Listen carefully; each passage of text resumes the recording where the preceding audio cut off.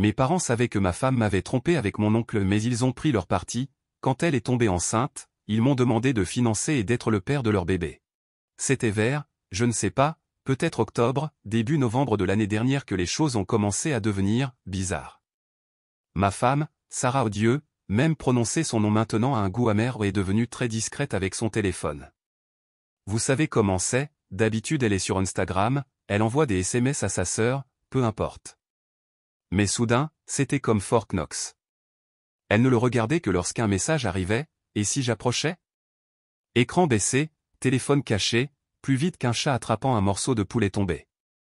Je demandais, tout va bien, mon amour ?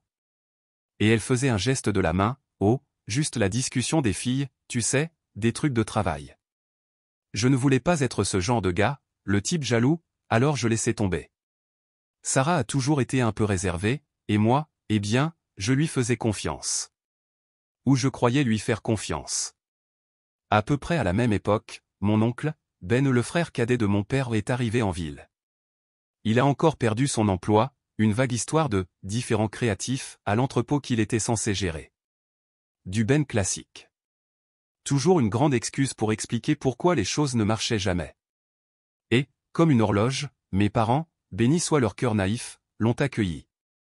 Ils l'ont laissé s'installer dans leur chambre d'amis, celle qui était autrefois ma chambre. Pour eux, oncle Ben ne peut rien faire de mal. C'est le charmant voyou malchanceux. Moi ? Je suis Marc. Je suis juste Marc. Le stable, l'informaticien qui répare leurs ordinateurs et gagne décemment sa vie, mais jamais aussi passionnant, ou plein de potentiel, que le bon vieil oncle Ben. Je ne l'ai jamais détesté, pas vraiment. Mais la façon dont mes parents le chérissent, alors que j'existe en quelque sorte dans leur vision périphérique ? Ouais, ça a toujours été un peu piquant.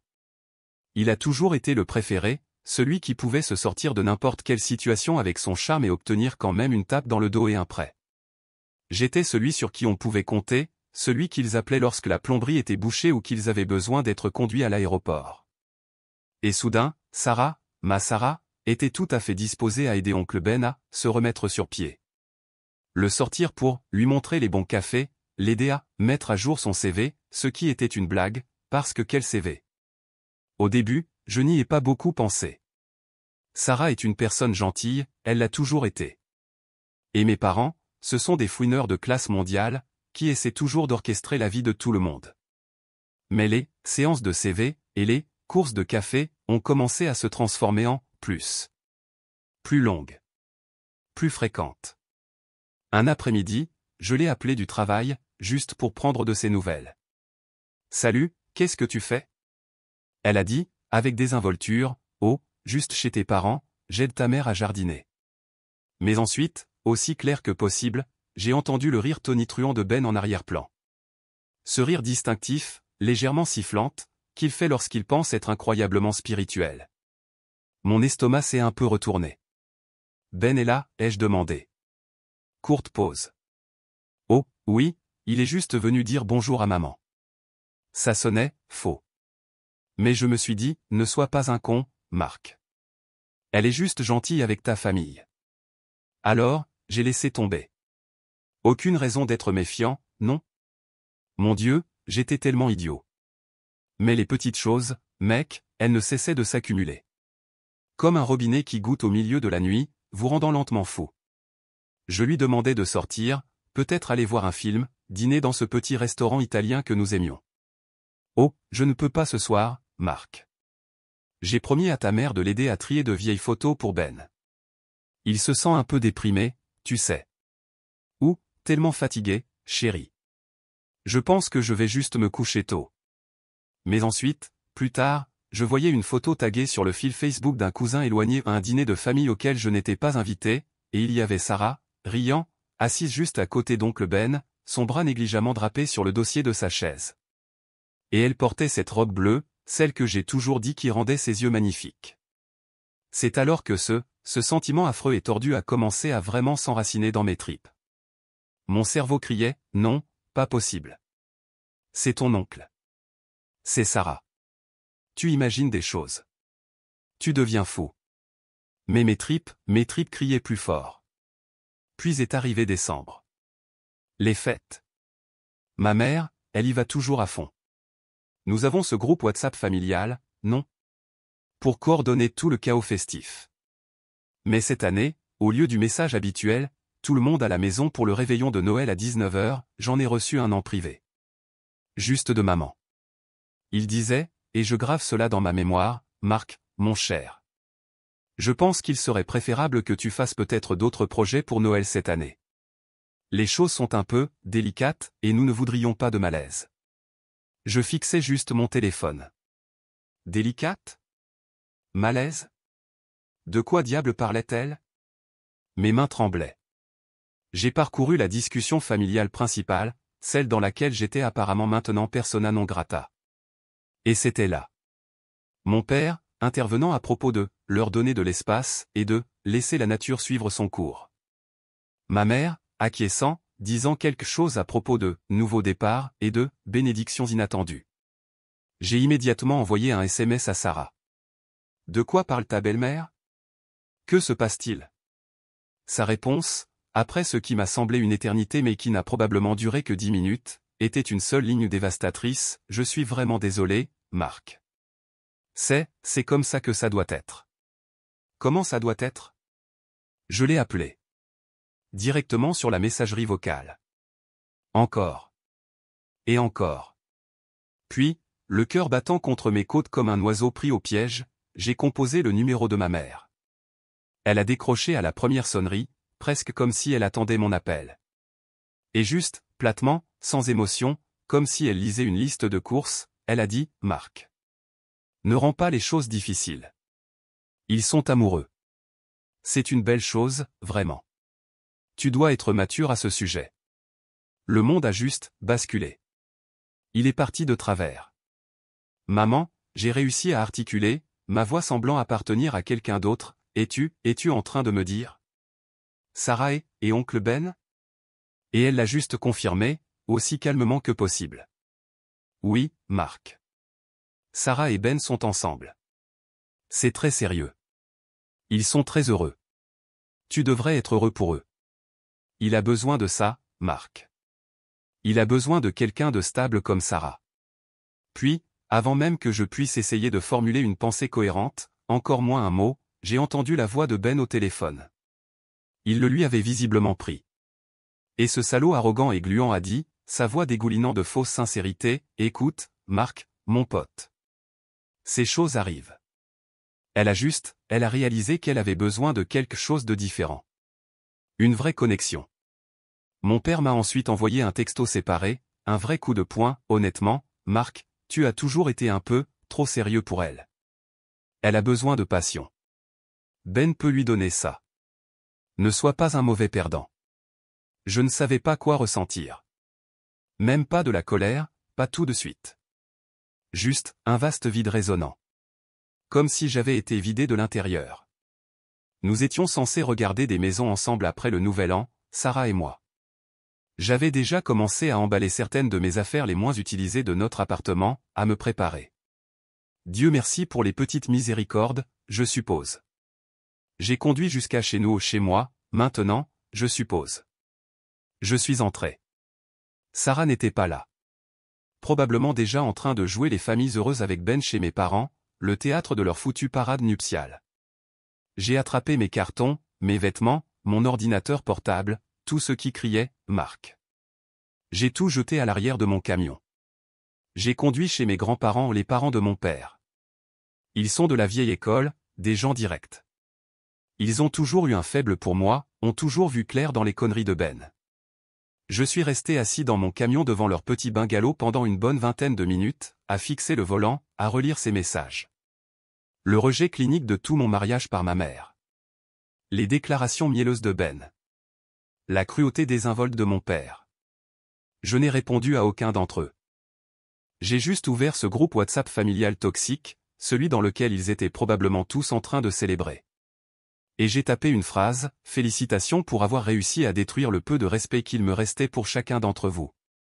Considérez ceci comme ma démission officielle de cette famille. » Puis j'ai appuyé sur bloquer. Ben. Sarah. Mes parents. Tous. Pouf. J'étais seul. Je n'ai pas pleuré. Je n'ai pas crié. Juste engourdi. Comme si tout mon système nerveux avait été débranché. Puis est venue la colère. Oh, mec, la colère. Ce n'était pas un feu de paille cette fois. C'était une combustion lente, une rage profonde et mijotante qui a commencé dans mes tripes et s'est répandue dans chaque veine. La rage de réaliser combien de temps, combien de foutues années, je les avais laissés me traiter comme un meuble. Utile, fiable, mais en fin de compte, juste, là. Mes grands-parents, Nana et Papy, ont juste ouvert la porte, ont jeté un coup d'œil à mon visage, et Nana a juste dit « Entre, mon chéri. Le thé est prêt. » Papy a juste posé une main sur mon épaule.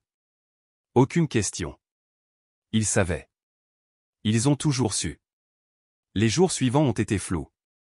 Mes grands-parents n'ont pas posé de questions, ils m'ont juste nourri, m'ont laissé dormir sur leur canapé-lit et m'ont généralement laissé à ma propre misère. Nana fredonnait dans la cuisine, Papy bricolait dans son cabanon.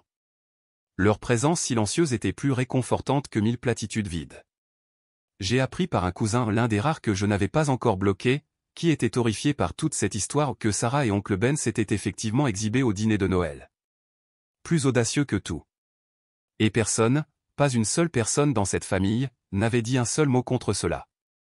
Ma mère, apparemment, avait même porté un toast les larmes aux yeux à un nouvel amour et aux deuxièmes chances, regardant Ben et Sarah avec insistance.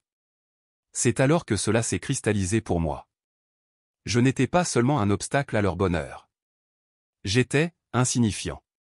Mes sentiments, mon mariage, ma vie, rien de tout cela n'avait d'importance face au désir de Ben et aux besoins de mes parents de voir leur garçon en or, heureux, et casé, même si c'était avec la femme de leur neveu. Et Sarah? Elle voulait juste, quoi? Une vie où elle n'avait pas à faire d'efforts? Ou quelqu'un d'autre, mes parents, probablement aplanirait tous les angles, comme ils l'avaient toujours fait pour Ben? Il n'y a eu aucune tentative de leur part pour arranger les choses, pour s'excuser, ni même pour reconnaître le bordel monumental qu'ils avaient créé. Ils ont juste tourné la page. Ils m'ont effacé. Comme si j'étais un mauvais rêve dont ils s'étaient réveillés. Et ça, plus que l'aventure elle-même, c'est ce qui m'a le plus blessé. Mais je ne vais pas rester allongé et les laisser m'écrire hors du scénario. Je ne suis pas fait comme ça. J'ai quelques idées. Rien d'illégal, rien qui me mette en prison. Mais je ne vais pas simplement disparaître dans le décor comme ils s'y attendent. Pas cette fois. Ce n'est que le début. Je suis dehors, oui. Mais ils sont sur le point de découvrir que perdre leur fils et neveu fiable, discret et capable de résoudre les problèmes à un prix.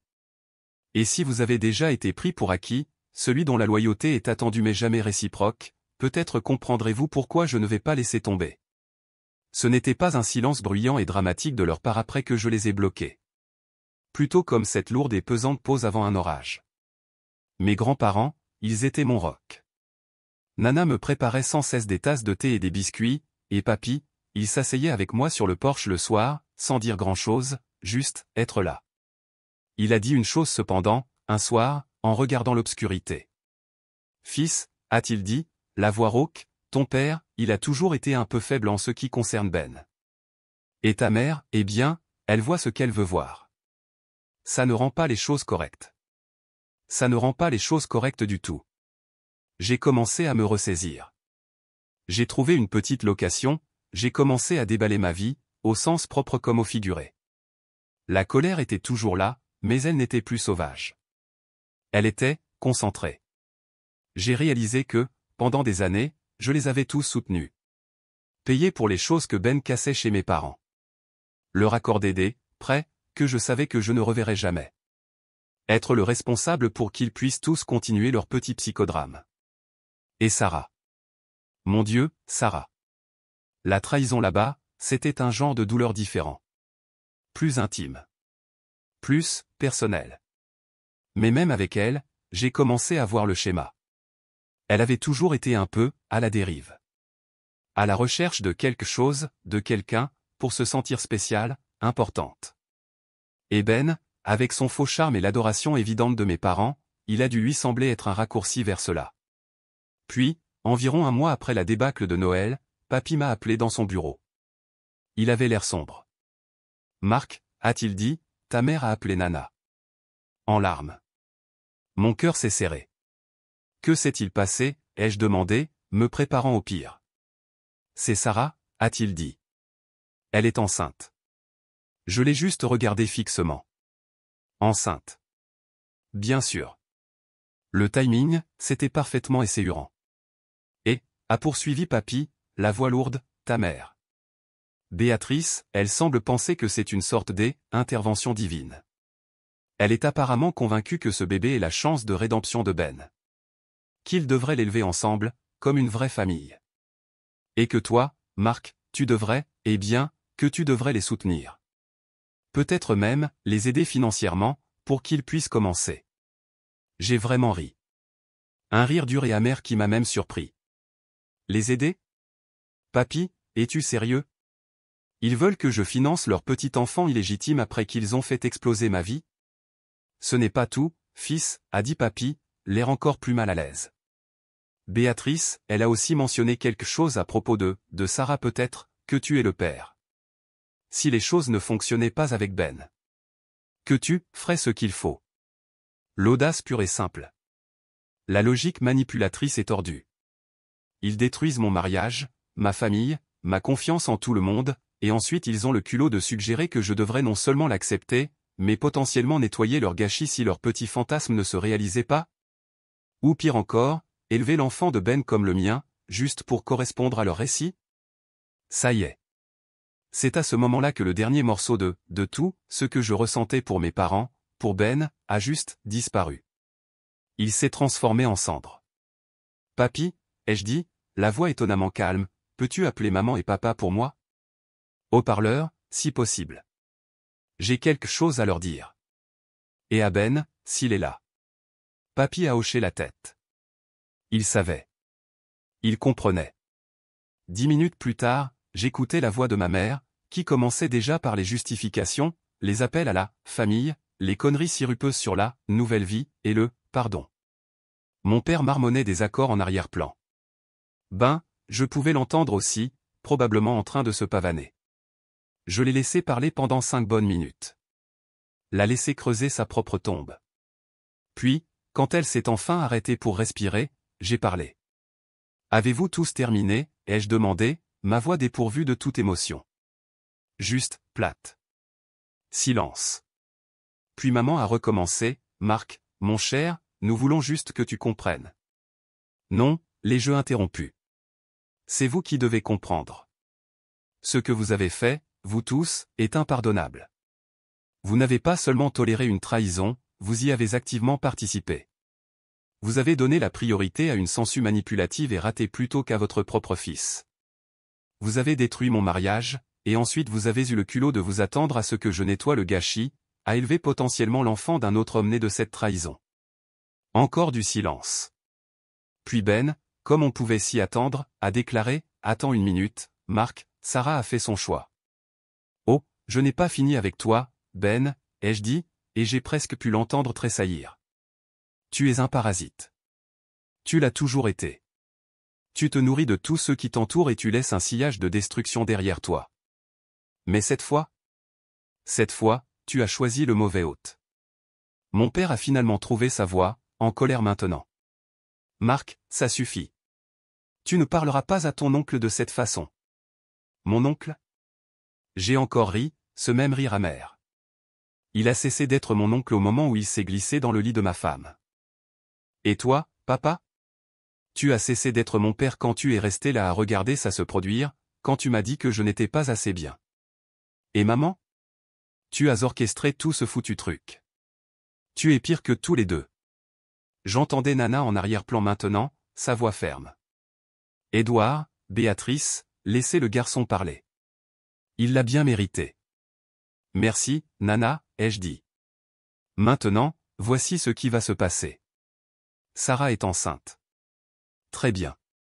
C'est son problème, et le problème de Ben, et franchement, maman et papa, c'est votre problème, puisque vous semblez tellement enthousiaste à propos de ce nouveau départ. Mais ce n'est pas, et ne sera jamais, mon problème. J'ai déjà consulté un avocat.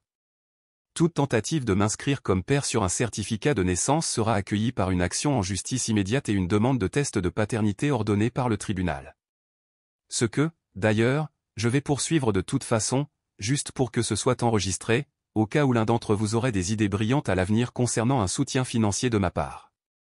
Quant à toi, Ben, ai-je poursuivi, la voix glaciale, profite de ton nouvel amour et de ta responsabilité. Parce que tu es seul. Le voyage gratuit est terminé. Et maman, papa? Ne me contactez plus jamais. Ne m'appelez pas. Ne m'envoyez pas de SMS. Ne m'envoyez pas de courriel. Ne vous présentez pas chez mes grands-parents. Si vous le faites, je considérerai cela comme du harcèlement et je prendrai les mesures légales appropriées. Vous êtes morts pour moi. Vous tous. J'entendais ma mère commencer à gémir. Ben marmonnait quelque chose d'incohérent. Mon père était juste, silencieux. Une dernière chose, ai-je dit, ma voix baissant presque jusqu'à un murmure, mais plus menaçante que n'importe quel cri. Je suis au courant de tes petites entreprises, Ben. Celles que maman a si généreusement financées avec l'argent de la pension de papa. J'ai fait quelques recherches. C'est incroyable ce que l'on peut trouver quand on est motivé. L'évasion fiscale est une sale affaire, n'est-ce pas? La fraude aussi. Je vous suggère à tous de mettre de l'ordre dans vos affaires. Parce que même si je ne chercherai pas activement à vous ruiner ou j'ai mieux à faire de ma vie, je ne lèverai pas non plus le petit doigt pour vous aider si, ou plutôt quand, tout s'effondrera. Puis j'ai raccroché. J'ai bloqué leur numéro à nouveau, juste au cas où. Le silence dans le salon de mes grands-parents était épais. Nana est juste venue me faire un câlin, très fort. Papy a juste hoché la tête, une sorte d'approbation sinistre dans les yeux. Cela fait quelques mois que cet appel a eu lieu. J'ai entendu dire que Sarah avait effectivement accouché d'un garçon. J'ai entendu dire que Ben avait tenu environ 2 semaines à jouer au « papa » avant de disparaître à nouveau, laissant Sarah et le bébé avec mes parents. J'ai entendu dire que mes parents essayaient maintenant de convaincre Sarah de faire adopter le bébé, car soudain, la réalité d'élever un autre enfant, surtout celui qui est un rappel constant de leur monumental gâchis, n'est pas tout à fait la bénédiction qu'ils avaient imaginée. Je ne sais pas ce qui va leur arriver. Et honnêtement, je m'en fiche. Ce n'est plus mon cirque, ce ne sont plus mes singes. Je construis ma vie, selon mes propres conditions. C'est calme. C'est paisible. Et pour la première fois depuis très, très longtemps, j'ai l'impression que c'est la mienne. Le brouillard commence enfin à se dissiper. Et la vue d'ici? Ce n'est pas si mal. Pas si mal du tout.